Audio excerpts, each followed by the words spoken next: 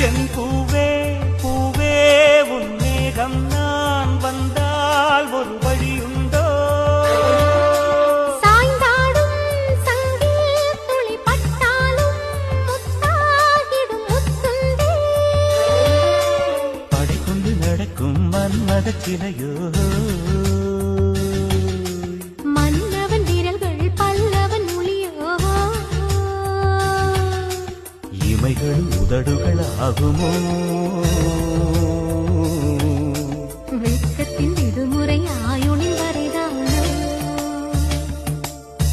செம்பூவே பூவே உன் மேகம் நான் வந்தால் ஒரு வழியும்